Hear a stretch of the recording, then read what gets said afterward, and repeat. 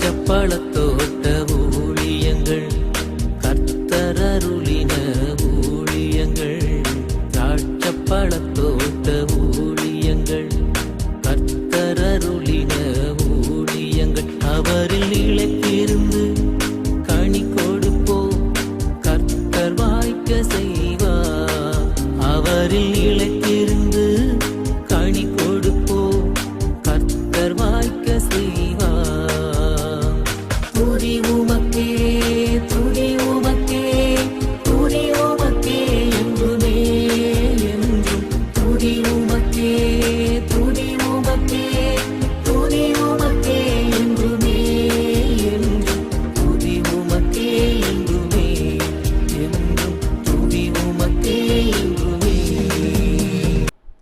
சிறியவனை பொழுதிலிருந்தும் இளையவனை குப்பையிலிருந்தும் எடுத்து உயர்த்தி ராஜாக்களோடும் பிரபுக்களோடும் பதிருக்கை செய்கிற அருமை ஆண்டவர் இயேசு கிறிஸ்துவின் இனிதான நாமத்தினாலே இந்த சத்தத்தை கேட்கின்ற அனைத்து தேவனுடைய பிள்ளைகளுக்கும் என்னுடைய அன்பான வாழ்த்துகள்.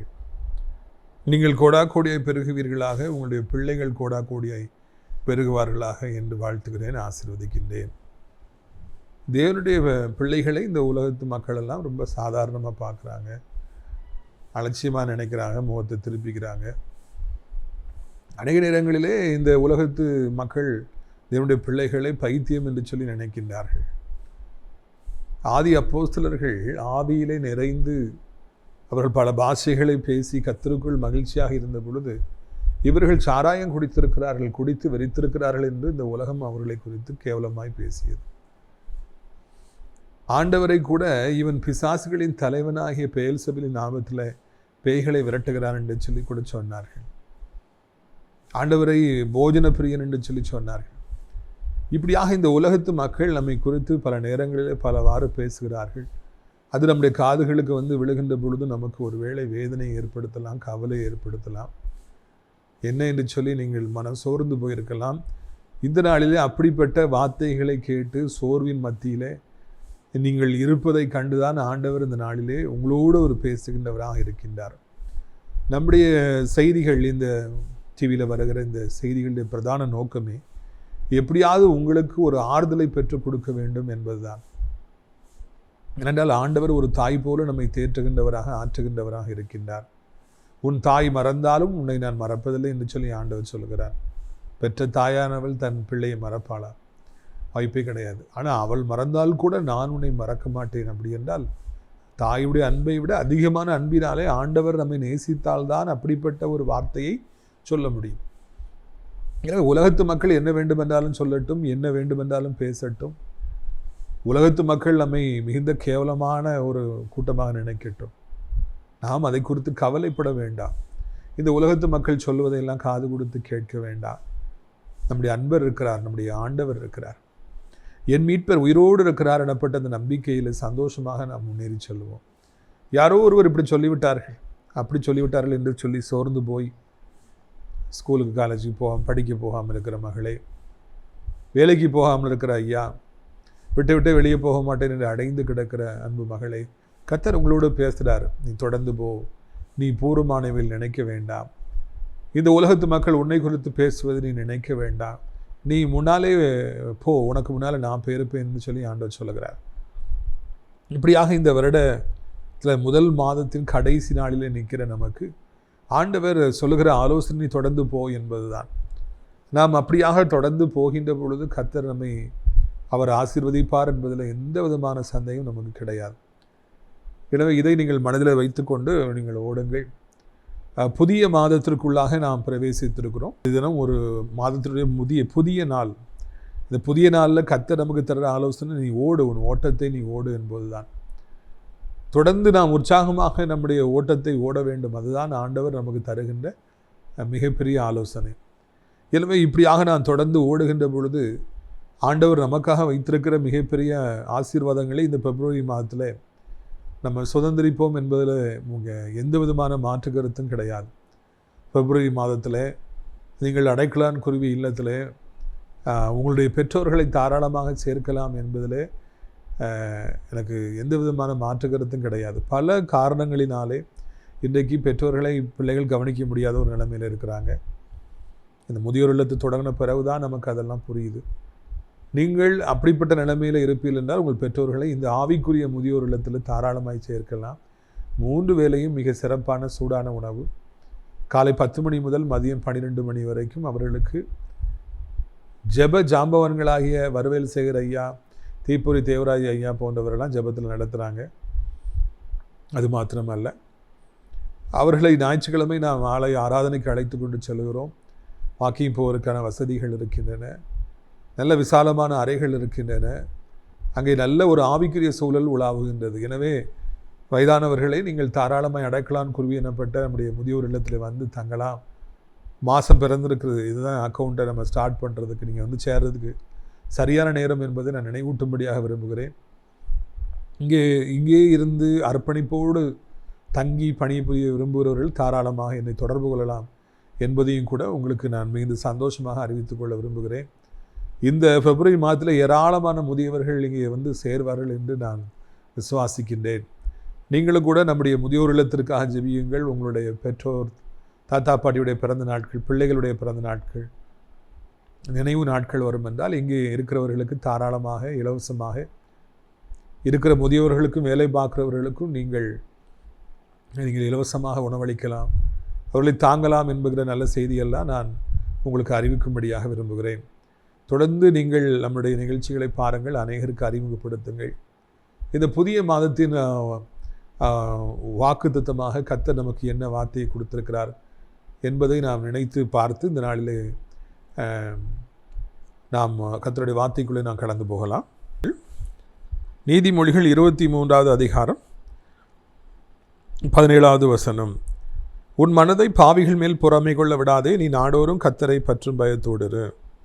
பார்த்தீங்களா, 2 ஆலோசனைகளை ஆண்டவர் இந்த மாத்திரை நமக்கு கொடுக்கிறார். நீ பாவிகள் மேலே உன் மனதை பொறாமை கொள்ள விடாதே. ஏனென்றால் இன்றைக்கு பொறாமைப்படுவது என்பது மனிதர்களோடு கூட பிறந்த வியாதியை போல இருக்கிறது.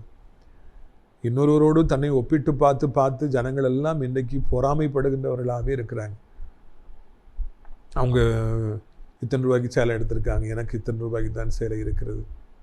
அவர்கள் இவ்வளோ பெரிய வீடு கட்டியிருக்கிறாங்க, என்னுடைய வீடு சின்ன வீடாக இருக்கிறது. அவருடைய இத்தனை லட்சத்துக்கு கார் வாங்கியிருக்கிறாங்க, என்னுடைய காரோ சிறியதாக இருக்கிறது என்று என்றைக்கு ஒரு மனுஷி தன்னுடைய காரியங்களை பிறருடைய ஆசீர்வாதங்களோடு ஒப்பிட்டு பார்க்க ஆரம்பிக்கின்றார்களோ அப்பொழுது அந்த பொறாமை என்கிற அந்த சரப்பாணி மேலே வந்து விடுகிறது. பொறாமை என்கிற அந்த பிசாசுடைய ஆயுதம் வந்து விட்டது என்றால் அதன் பிறகு நம்முடைய வாழ்க்கையிலே நிம்மதி என்பது இருக்கவே இருக்காது. சவுல் ராஜா அவ்வளோ பெரிய ராஜாவாக இருக்கிறார், அவருக்கு எந்த விதமான தகுதியும் கிடையவே கிடையாது ராஜாவாக இருப்பதற்கு. அவருடைய கிருபை அவரை அவ்வளோ தூரம் உயர்த்தியது. ஆனால் தாவீது கொன்றது 10,000, சவுல் கொன்றது 1000 என்று வாலிப பிள்ளைகள் முறையாய் பாடி நடனமாடிய பொழுது அது அவருக்கு மிகவும் வெசனமாக இருந்தது. எனக்கு 1000 அவனுக்கு 10,000 அப்படின்னு ஒப்பிட்டு பார்த்தார். விளைவாக அந்த சவுல் ராஜாவிற்கு தாவீதின் மீது அதிகமான பொறாமை வந்தது. அதனால் சின்ன பையன் பாராமல் அவரை எப்படியாவது கொள்ளுறணும்னு சொல்லியே தன்னுடைய ஆயுசு காலங்களை வீணாக அவர் செலவழித்தார் என்று நான் காண்கின்றோம். 1000, 10,000 இந்த ஒப்பிட்டு பார்த்தல் நிமித்தமாக சவுல் ராஜாவுக்கு தன்னை விட மிகவும் சிறியவனான வறியவனான தன் நாட்டை உயிரை கொடுத்து பாதுகாத்த எல்லோரையும் பயமுறுத்திய அந்த கோலியாத்தை கொன்று குவித்த அந்த தாவீதை நேசிப்பதற்கு பதிலாக, தாவீதை பாராட்டுவதற்கு பதிலாக அவர் அவனை வெறுத்தார், கொலை செய்ய விரும்பினார்.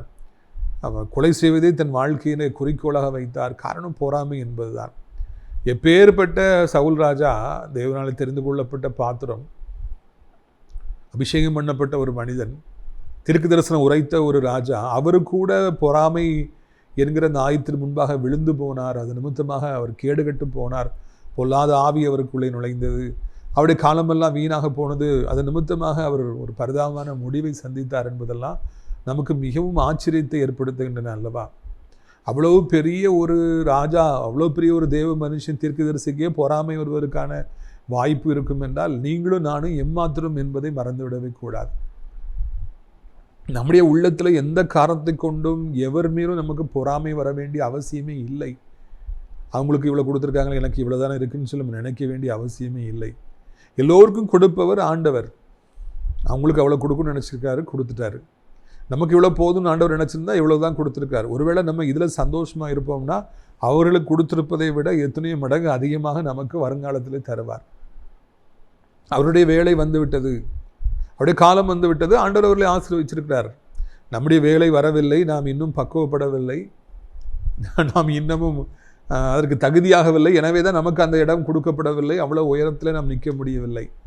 நாம் தகுதியானவர்களை மாறுகிற பொழுது அவர்களை விட நிச்சயமாக ஒரு உயரத்திற்கு நாம் செல்ல முடியும். அதில் மாற்று கருத்து இல்லவே இல்லை. இதுக்குரியவர்களே, நம்முடைய வாழ்க்கையிலே நாம் நமக்கு இருப்பது போதும் என்று நினைப்போம் என்றால் பொறாமை வருவதற்கு அவசியம் இல்லவே இல்லை. நம்முடைய கண்கள் அங்கும் இங்கும் பார்க்காமல் இருக்கும் என்றால் அவங்க எப்படி இருக்காங்க, இவங்க எப்படி இருக்காங்க, அவங்க எப்படி போட்டிருக்காங்க, இவங்க எப்படி போட்டிருக்காங்கன்னு சொல்லி நம்முடைய கண்கள் அங்கும் இங்குமாக அலைபாயாமல் இருக்கும் என்றால், அது நேராக இருக்கும் என்றால் பொறாமை என்பது நம்முடைய வாழ்க்கையில் வருவதற்கு வாய்ப்பே இல்லை என்பதை நாம் புரிந்து கொள்ள வேண்டும். தேவனுடைய பிள்ளைகளையும் கூட வீழ்த்தி போடுவதற்கு ஒரு ஆயுதம் என்று சொல்லி சாத்தான் ஈஸியாக கையில் எடுத்தானா அது பொறாமை தான். சின்ன பிள்ளைகளுக்கு கூட பொறாமை இருக்கிறது என்பதை காண்கிறோம். ஃபஸ்ட் ரேங்க் எடுத்த பிள்ளைகள்கிட்ட செகண்ட் ரேங்க் எடுக்கிற பிள்ளைகள் பேசுவதில்லை, கோபத்தோடு பார்க்குறாங்க, பொறாமையோடு பார்க்குறாங்க. பெற்றோரும் அந்த தீயில் எண்ணெயை ஊற்றி பாரு, அவனோட கூட எடுத்திருக்காப்பாருன்னு சொல்லி அந்த பொறாமையை அவர்கள் வளர்த்து விடுகிறார்கள். அது மிகப்பெரிய பிரச்சனையை ஏற்படுத்துகிறது. பிரித்துக்குரியவர்களே, இந்த மாதத்தில் ஏனோ இப்படிப்பட்ட ஒரு ஆலோசனை கர்த்தர் கொடுக்கிறார். உன் மனதை பாவிகள் மேலே பொறாமை கொள்ள விடாதே. அப்போ நம்ம ஹார்ட்டை நம்ம அலோவ் பண்ணாதான் அந்த ஹார்ட்டு போய் ஒருத்தர் மேலே பொறாமைப்படுது. நாயை ஏவி விட்டால் தான் ஒருத்தரை போய் கடிக்கணும்னு இல்லை, தானாகவே போய் கடிக்கும். ஆனால் நம்முடைய இதயத்தை நாம் அலோவ் பண்ணாதான், நம்ம அனுமதி கொடுத்தால்தான் அது ஒருத்தர் மேலே போய் பொறாமைப்படும். அவங்கள கேவலமாக பேச வைக்கும், அவங்கள வெறுக்க வைக்கும், அவங்கள அழிக்கணும்னு சொல்லி நினைக்கும். நம்முடைய இதயத்துக்கு நாம் பெர்மிஷன் கொடுக்கவில்லை என்றால் நம்ம எதற்கும் கவலைப்பட வேண்டிய அவசியமே இல்லை. நம்மை விட ஒருவர் உயரத்தில் இருக்கிறார் என்றால், பிரகாசிக்கின்றார் என்றால், if a person is richer than us, smarter than us, if a person is shining like anything, we have to praise God. கர்த்தரை நம்ம துதிக்கணும். அப்பா நன்றி, அப்பா நன்றின்னு அவரை துதிக்கணும். துதித்து நாம் ஆண்டவரை புகழ்ந்து, ஸ்தோத்திரம்ப்பா அவங்கள தேவனுடைய பிள்ளையை உயர்த்திருக்கிறீங்க, என்னையும் உயர்த்திருக்கீங்கன்னு சொல்லிட்டு போனோம்னா எந்த விதமான அசிங்கத்திற்கும் அங்கே இடமே இல்லை என்பதை நாம் புரிந்து கொள்ள வேண்டும். நாம் இந்த பூமியில வசிக்கிற கடைசி நிமிடம் மட்டும் யார் மீதும் எதற்கும் பொறாமை கொண்டு விடக்கூடாது. நம்மை விட பெரிதானவர்கள், நம்மை விட உயரமானவர்கள் நிச்சயமாய் நம்ம சந்திப்போம். அவங்கள இப்படி இருக்காங்களே நம்ம ஏங்கி விடவே கூடாது. இல்லை இல்லை, அவர்களை விட ஆண்டவர் நம்மை அதிகமாய்த்தான் ஆசீர்வதித்திருக்கிறார், இன்னும் ஆசீர்வதிப்பார். யாரை நீங்கள் பார்த்து அதிர்ந்து போய் நிற்கிறீங்களோ, இவ்வளோ பெருசாக இருக்காங்கன்னு நீங்கள் நினைக்கிறீங்களோ, அவங்கள உங்களை அதிர்ந்து பார்க்கும்படியாக இவ்வளோ பெரிய ஆள் வந்திருக்காருன்னு சொல்லி நினைக்கும்படியாக ஒரு சூழ்நிலை உண்டாக்குவார். ஏற்ற காலத்திலே அவர் உங்களை உயர்த்தும்படி அவருடைய பலத்த கரங்களில் அடங்கியிருங்கள் என்று வார்த்தை சொல்லுகிறது. ஆண்டவர் ஏற்ற காலத்தில் நம்ம உயர்த்துவார். அந்த உயரத்திற்கு உயர்த்தம் வர்ற வரைக்கும் நம்ம அவருடைய பலத்த கரங்களில் அடங்கி இருக்கணுமா. அதில் அங்கே அருமையாக போட்டிருக்குது, நீ நாடோறும் கர்த்தரை பற்றும் பயத்தோடு இரு. அதனால் நம்முடைய மனசில் பொறாமல் வரும்போது அதை கடிந்ததை அப்புறப்படுத்தி விட்டு நம்ம பார்த்து கொண்டு, முதல்ல நம்ம கடிஞ்சு கொள்ளி அப்புறப்படுத்து, நாளடைவில் அது பழகிரும். யாரை பார்த்து நமக்கு பொறாமையே வர்றது. ஏசப்பா நாமத்தில் வேதாகமத்தை கையில் எடுத்து நான் சொல்லுகிறேன், இதுவரைக்கும் நான் யார் மீதும் பொறாமைப்பட்டதே கிடையாது. ஏன்னா அது பழகிருச்சு. இப்போ பார்த்து நல்லா இருக்கட்டும், நல்லா இருக்கிறாங்க, பிரகாசிக்கிறாங்கன்னா கர்த்தர் இன்னும் ஆசீர்வதிக்கட்டும்னு சொல்லி தான் வாழ்த்துறது தான் வழக்கம். வயிறு எறிகிறது கிடையாது, வாயிலையும் காதலையும் மூக்களையும் போக வர்றது கிடையாது. ஏன்னா நம்ம அவங்க நல்லா இருக்கணும் தான் நினைக்கிறோம், தவிர்த்து கெட்டு போகணும்னு நினைக்கவே இல்லை.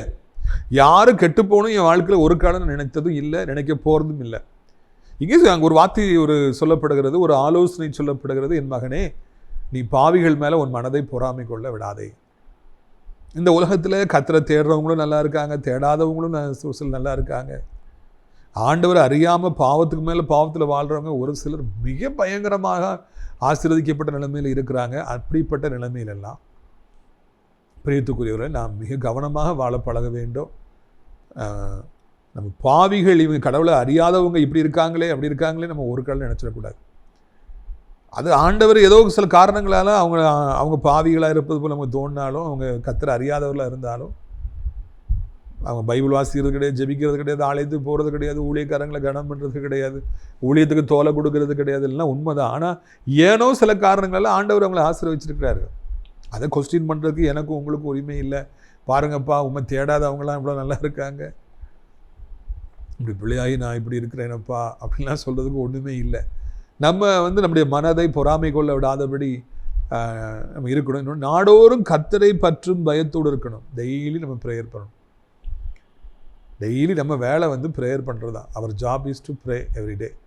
அதில் எந்திரிச்சோன்னா ஜெபம், நைட்டு தூங்க போகிறதுக்கு முன்னாடி ஜெபம், ஃப்ரீயாக இருக்கிறீங்க இன்றைக்கி வேலை இல்லை ஜெபம்.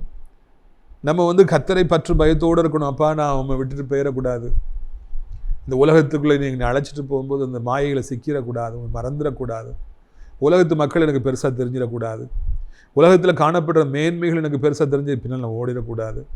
நான் எப்பவும் உண்மை பற்றும் பயத்தோடு இருக்கணும். நான் எப்பவும் உம்முடைய பிள்ளையாகவே நான் இருக்கணும். என்னை நீ எவ்வளவு உயர்த்தினாலும் கப்பர் நம்மை போல் வானலாக உயர்த்தினாலும் நான் எப்பவும் உம்முடைய பாத்திலே தான் கிடக்கணும். நான் அப்படி வேலைக்காரன், நீ என்ன சொன்னாலும் நான் செய்வேன். ஆண்டவர் எனக்கு நீங்கள் தான் முக்கியம், உங்களுடைய ஊழியந்தான் முக்கியம், எனக்கு வேறு எதுவும் முக்கியம் இல்லை என்று ஆண்டவர்கிட்ட பேசிக்கிட்டே இருக்கணும். எத்தனை வயதானாலும் என்ன, தொடர்ந்து நம்ம ஜபிச்சுக்கிட்டே இருக்கணும். தொடர்ந்து ஆண்டவரை பற்றி கொண்டே இருக்க வேண்டும். இதற்குத்தான் ஆண்டவர் நம்மை இந்த மாதத்தில் அழைத்திருக்கிறார். நாடோறும் கர்த்தரை பற்றும் பயத்தோடு இரு. ஒவ்வொரு நாளும் நம்ம ஆண்டவரை பற்றின இந்த பயத்திலேயே இருந்துகிட்டு இருக்கணும். மிச்சப்படி மனுஷன் அப்படி சொல்லிடுவானோ இப்படி சொல்கிறாங்கிற பயம்லாம் நமக்கு தேவையே இல்லை. மனுஷங்களை குறித்து பயப்படணும், பிசாசை குறித்து பயப்படுங்கிற அவசியம் நமக்கு இல்லை. நம்ம தேவனுடைய பிள்ளைகள், நம்ம ராஜாவுடைய பிள்ளைகள். அதுக்கெல்லாம் நம்ம அழைக்கப்படலை. நம்ம ஆண்டவருக்கு தான் பயப்படணும், அவருடைய அன்புக்கு தான் நம்ம பயப்படணும். ஐயா நாம் விட்டு போயிடக்கூடாது, கலப்பையில் கை வச்சுட்டேன் பின்வாங்கிடக்கூடாது. என் வாழ்க்கை அநேகர் உம்மண்டை வருவதற்காக ஒரு வாசலாக ஒரு வாய்க்காலாக இருக்க வேண்டுமே அன்றி அநேகர் பின்வாங்கி போவதற்கும் விழுவதற்கும் நான் காரணமாக ஆகிவிடக்கூடாது என்று நான் ஜெபிக்கணும். இந்த மாதம் அப்படி ஜெபம்னீங்களா? உங்களுக்கு கர்த்தருடைய பாத்துக்கு வர்றதும் அவருக்கு பிரியமாக இருக்கிறதும் அவரை தேடுறதும் தான் பெருசாக தெரியணும். இந்த உலகத்து ஆசீர்வாதங்கள் ரொம்ப பெருசாக தெரிஞ்சிட வேண்டாம். அது 2வது இடத்துல வச்சுக்கிடுங்க. ஃபஸ்ட்டு நம்ம ஆண்டவருக்கு பிரியமாக வாழணும். அதுதான் நமக்கு முக்கியமானதை அன்றி வேறு எதுவும் நமக்கு முக்கியமானது கிடையாது என்பதை நீங்கள் நினைவிலே கொள்ள வேண்டும் என்று உங்களை அன்போடு கூட நான் அழைக்கின்றேன். இந்த நீதிமொழிகள் 23ஆம் அதிகாரம் 18ஆம் வசனம் சொல்கிறது, நிச்சயமாகவே முடிவு உண்டு, உன் நம்பிக்கை வீண் போகாது. அது அப்படி முடியலைங்க. அந்த வசனம் சொல்லுது, நிச்சயமாக ஒரு முடிவு உண்டு. Surely there is a future hope for you and your hope will not be cut off. நிச்சயமாக ஒரு முடிவு உண்டு. இந்த மாதத்தில், இந்த பிப்ரவரி மாதத்தில் கர்த்தர் சொல்கிறாரு, வியாதிகளுக்கு நிச்சயமாக ஒரு முடிவு உண்டு. உடைய வறுமை, இதுக்கு காசு இல்லை, அதுக்கு காசு இல்லை, ஃபீஸ் கட்டுறது காசு இல்லை, வீடு வாடகை கொடுக்குறது காசு இல்லை, அதுக்கு காசு இல்லை, இதுக்கு காசு இல்லை. ஊழியத்துக்கு வந்தால் டிவி சேனலுக்கு காசு கட்டணும், மேகசீனை விட்டுருங்க. கேலண்டர் அடிக்கணும்னா நம்மகிட்ட இப்போ காசு இல்லை, அதனால் அடிக்கலை. மேகசின் போடணும்னா காசு இல்லை, அடிக்கலை. அதே மாதிரி ஊழியத்தில் எத்தனையோ காரியங்களுக்கு நம்ம சம்பளம், வேலை பார்க்குறவங்க சம்பளம் கொடுக்கணும். இந்த மாதிரி அதுக்கு காசு இல்லை, இதுக்கு காசு இல்லைன்னு சொல்லி ஊழியத்தில் இருக்கிறவங்கலாம் அந்த பிரச்சனையை சந்திக்கிறாங்க. ஆண்டவர் சொல்கிறாரு, இந்த பிரச்சனைக்கெல்லாம் ஒரு முடிவு நிச்சயமாக இந்த மாதத்தில் உண்டு. நம்ம வாழ்க்கையில் பல வருஷமாக கஷ்டத்து மேலே கஷ்டத்தை அனுபவிச்சுட்டு இருக்கு. பண கஷ்டம் நம்ம நெருக்குது. ஆனால் ஆண்டவர் சொல்கிறார், நிச்சயமாக ஒரு முடிவு உண்டு. ஷுவர்லி இந்த கஷ்டத்துக்கெல்லாம் ஒரு முடிவு உண்டு மகனே. எனக்கு இந்த ரோடு போயிட்டே இருக்கும்போது திடீர்னு இந்த ஸ்டாப் வந்துச்சு வச்சுக்கோங்க, அவ்வளோ சந்தோஷமாக இருக்கும். ஏன்னா இனி ட்ராவல் பண்ணவே வேண்டாம். என்னுடைய வாழ்க்கையில் பெரும்பாலான பகுதியில் காரில் உட்காந்து இல்லைன்னா காரை ஓட்டி ஒரு ஊர்லேருந்து இன்னொரு ஊருக்கு மிதி சீக்கிரமாக போங்க. Racing with time. வாழ்க்கையே பிரயாணத்தில் தான் போதும். அப்போ போகிற இடம் வந்துருச்சுன்னா ரொம்ப சந்தோஷம். இனி உட்கார்ந்துருக்க வேண்டாம், போகலாம், நம்ம வேலையை பார்க்கலாம். நிச்சயமாக ஒரு ஸ்டாப் வர்றது மாதிரி, காரில் போயிட்டுருக்கோம், நிச்சயமாக நம்ம போகிற இடம் வர்ற மாதிரி பிரச்சனைக்கும் முடிவுங்கிற ஒரு இடம் வரும். அதுக்கு பிறகு நமக்கு வியாதி கிடையாது, அதுக்கு பிறகு பண நெருக்கடி கிடையாது, இதுக்கு காசு இல்லை, அதுக்கு காசு இல்லை, பிள்ளைகளுக்கு காசு இல்லை, அம்மாவை கவனிக்கிற காசு இல்லை, அப்படிங்கிற மாதிரி ஒரு பிரச்சனை வராது. இதுதான் இந்த புதிய மாதத்தில் கர்த்தர் சொல்லுகிறார். நிச்சயமாக உனக்கு ஒரு முடிவு உண்டு, உன் பிரச்சனைக்கு நிச்சயமாக ஒரு முடிவு உண்டுன்னு சொல்லி ஆண்டவர் சொல்லுகிறார். ஆண்டவர் எவ்வளவு உங்களை நேசிப்பார் என்றால், உங்கள் பிரச்சனைக்கெல்லாம் ஒரு முடிவை கொண்டு வரும்னு அவர் நினைப்பார். இந்த வியாதி எத்தனையோ வருஷமாக நான் சுமந்துட்டு இருக்கிறேன். அந்த பெரசா குளத்தில் இந்த வியாதியை அவன் 38 வருஷமாக அந்த மனுஷன் சுமந்துக்கிட்டு இருந்தான். 12 வருடமாய் பெரும்பாடு உள்ள ஸ்திரீ, அவங்க 12 வருடமாக அந்த வியாதியை சுமந்துட்டு இருந்தாங்க. ஏசப்பா சந்திச்சாங்க, வல்லமை புறப்பட்டு போச்சு. அதுக்கு ஒரு முடிவு உண்டாயிடுச்சு, அந்த வியாதிகளுக்கு ஒரு முடிவு உண்டாயிடுச்சு. அதுக்கு பிறகு அவங்க வியாதியாக இருக்கவே இல்லை. மோஸ்ட்லி 40 வருஷமாக ஆடு மேய்ச்சிட்டு இருந்தார், காட்டுக்குள்ளேயே கிடந்தார், வெயிலே இருந்தார், வந்தார் போனார். ஏசப்பா சந்திச்சாங்க. அதோடு அந்த காத்திருத்தல் என்பது முடிந்து விட்டது. ஆடு மேய்க்கிற சாதாரணமான வாழ்க்கை முடிந்து விட்டது. அரண்மனைக்கு அவர் அழைத்து கொண்டு செல்லப்பட்டார். எல்லாருடைய பிரச்சனை. யோசேப்பு ஜெயிலில் இருந்தார். ஆண்டவருடைய வார்த்தை வந்தது. ராஜா ஆள் அனுப்பினார். தீவிரமாக அவர் அழைச்சிட்டு போனாங்க. அதுக்கு பிறகு ஜெயிலே இருக்கல. ஜெயில் வாசம் முடிவுக்கு வந்தது. சாபங்கள் மத்தியில் எத்தனையோ பேர் இருக்கிறாங்க. அந்த சாபத்துக்கு ஒரு முடிவு இந்த மாதத்தில் வரும். பிசாசின் கிரியைகளுக்கு இந்த மாதத்திலே ஒரு முடிவு வரும். நிச்சயமாக ஒரு முடிவு உண்டு. உன் நம்பிக்கை வீண் போகாதுன்னு சொல்லி நம்முடைய ஆண்டவர் சொல்லுகிறார். நம்பிக்கை வீண் போகாது. இயேசு கிறிஸ்து மீது நீங்கள் வைத்த நம்பிக்கை ஒரு காலம் வீணாய் போகாது. அஸ்திபாரங்களும் அசைக்கப்படுகிறதே, நீதிமான் என்ன செய்வான் என்று சொல்லி ஒரு வார்த்தை பைபிளில் உண்டு. எவ்வளோ குடும்பங்கள், விசுவாச குடும்பங்கள் என்று சொல்லுகிறவர்கள் இன்னைக்கு நெருக்கப்படுறாங்க. விசுவாச கப்பல்கள் சேதமடைந்திருக்கின்றன. ஆலயத்துக்கு வருகிற, கர்த்தரை தேடுகிற மக்களுக்கு பிரச்சனைகள். எல்லாத்தையும் விட்டு ஆண்டவர் பின்பாய் வந்தவங்களுக்கு அடி மேல அடி. ஐயோ இது என்ன என்று சொல்லி நம்ம எல்லாம் கலங்கி போய் நிற்கிறோம். நான் ஒன்று நீங்கள் தெரிஞ்சுங்க, இந்த மாதத்தில் நம்பிக்கை வீண் போகாது. ஜெயமாய் ஒரு முடிவு உண்டு. நம்பிக்கை வீண் போகாது. ஏசப்பா மேல நம்ம வைத்த நம்பிக்கை நம்மை வெட்கப்படுத்தாது. நம்ம நம்பிக்கை வீண் போகாது. தேவன் என்னை ஆசீர்வதிப்பார், என்னை உயர்த்துவார்கிற நம்பிக்கை இந்த மாதத்தில் வீண் போகாது இருக்கிற நல்ல செய்தியை உங்களுக்கு நான் அறிவிக்கும்படியாக விரும்புகிறேன். சின்ன பிள்ளை மாதிரி நம்புங்க. இயேசு என்னை ஆசீர்வதிப்பார், என் குடும்பத்தை ஆசீர்வதிப்பார், பிசினஸ் ஆசீர்வதிப்பார், என் ஊழியத்தை ஆசீர்வதிப்பார், இயேசு என்னை உயர்த்துவார் என்று சொல்லி சின்ன பிள்ளை போல் நம்புங்க. உங்க நம்பிக்கை வீண் போகாது என்று சொல்லி கர்த்தருடைய வார்த்தை சொல்கிறது அல்லவா? பிரியத்துக்குரியவர்களே, ஆண்டவர் மேல நம்பிக்கை வச்சிருக்கீங்க. உன் நம்பிக்கை இந்த மாசத்துல வீணா போகாது. உன் ஆண்டவர் எங்கே என்று சொல்லி இன்றைக்கு எதிரிகள் கேட்கலாம். கடவுள்னு போறிய, ஆலயத்திலே கிடக்கிறியே, ஊழியம் செய்து ஓடிட்டு இருக்கியே, எல்லா பணத்தையும் ஊழியத்திலே போடுறிய, எங்க உன் வாழ்க்கையும் எப்படி இருக்குன்னு சொல்லி நிறைய பேர் கேட்கலாம். ஆண்டவரே என்று நீங்கள் கதறிக்கொண்டு இருக்கலாம். இந்த மாதத்தில் ஆண்டவர் அற்புதங்களை செய்வார். உங்கள் நம்பிக்கை வீண் போகாது. இயேசு கிறிஸ்து மீது வைத்த விசுவாசம் வீண் போகாது. எல்லார் மத்தியிலும் கர்த்தர் உங்களை உயர்த்துவார். எல்லார் மத்தியிலும் ஆண்டவர் உங்களை உயர்த்துவார், ஆசீர்வதிப்பார். இந்த புதிய மாதத்தின் வாக்குத்தத்தை பிடித்துக்கொள். நிச்சயமாக ஒரு முடிவு உண்டு. ஒவ்வொரு நிமிஷம் சொல்லிகிட்டே இருங்க, ஆண்டவர் என்னை ஆசீர்வதிப்பார், இயேசு என்னை ஆசீர்வதிப்பார், என் பிரச்சனையை மாற்றுவார்னு சொல்லிக்கிட்டே இருங்க. அப்போ உங்கள் நம்பிக்கை வீண் போகாது. ஆனால் உங்கள் நம்பிக்கை வீண் போகாமல் இருக்கணும்னா நிச்சயமாக இந்த பிரச்சனைகளுக்கு, இந்த வியாதிகளுக்கு, கடன் பாரங்களுக்கு, வட்டிகளுக்கு, பொல்லாத மனுஷர்களுக்கு அந்த மாதத்தில் முடிவு வரணும்னா மனதை பாவிகள் மேல் பொறாமை கொள்ள விடாதே. ஒரு காலம் பொறாமை வேண்டாங்க.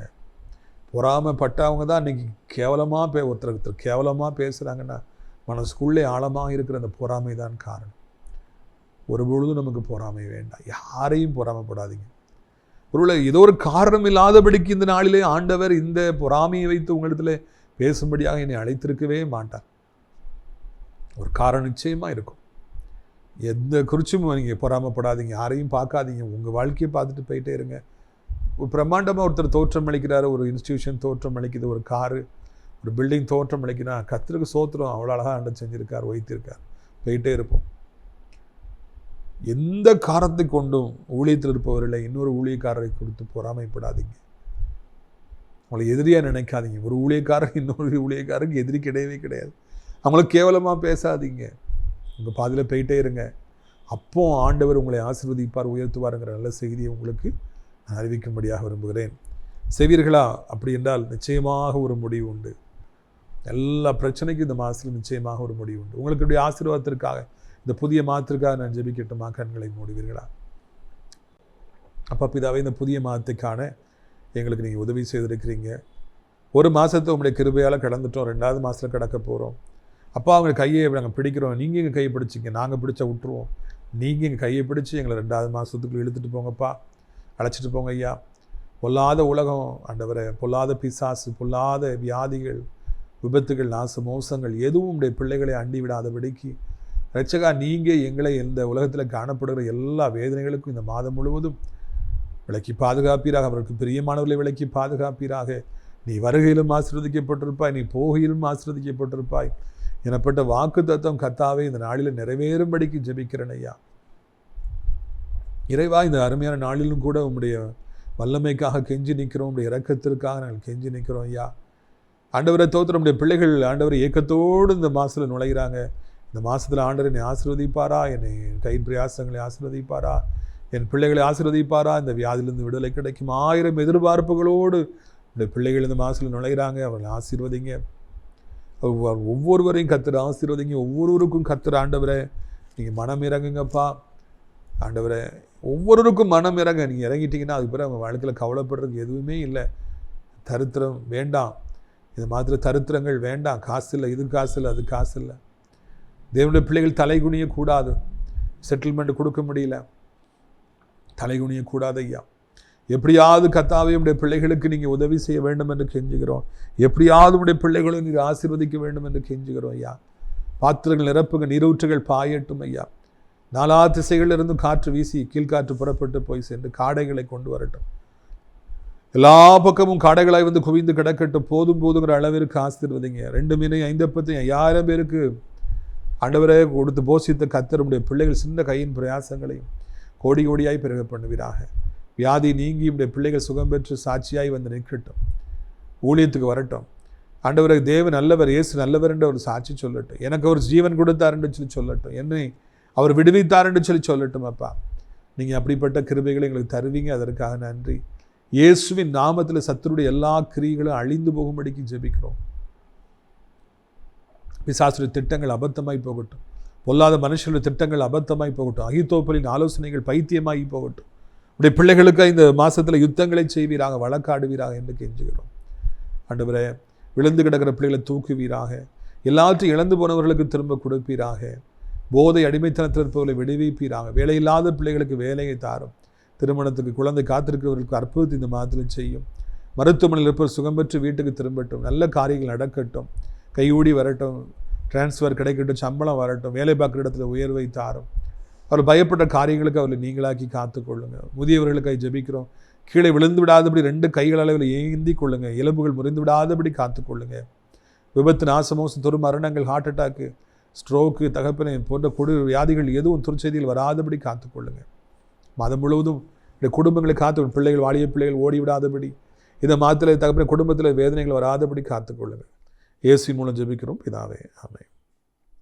என் ஆத்மாவை கர்த்தரை சோத்திரி, என் முழு உள்ளமையுடைய பரிசுத்த நாமத்தை சோத்திரி. என் ஆத்மாவை கர்த்தரை சோத்திரி, அவர் செய்த சகல உபகாரங்களையும் மறவாதே. கர்த்தராகிய இயேசு கிறிஸ்துவின் கிருபையும் பிதாவாகிய தேவனுடைய அன்பும் பரிசுத்த அந்யோன்ய ஐக்கியமில்லாத பிரசன்னமும் உங்கள் அனைவரோடு இன்றைக்கு சதா காலங்களில் இருப்பதாக. அல்லேலூயா, அல்லேலூயா. God bless you. ஆமென். சப்பளத்தோட்ட ஊழியங்கள், கர்த்தர் அருளின ஊழியங்கள். திராட்சப்பழத்தோட்ட ஊழியங்கள், கர்த்தர் அருளின ஊழியங்கள். அவரில் நிலைத்திருந்து கனி கொடுப்போம், கர்த்தர் வாய்க்க செய்வார். அவரில் நிலைத்திருந்து கனி கொடுப்போம், கர்த்தர் வாய்க்க செய்வார்.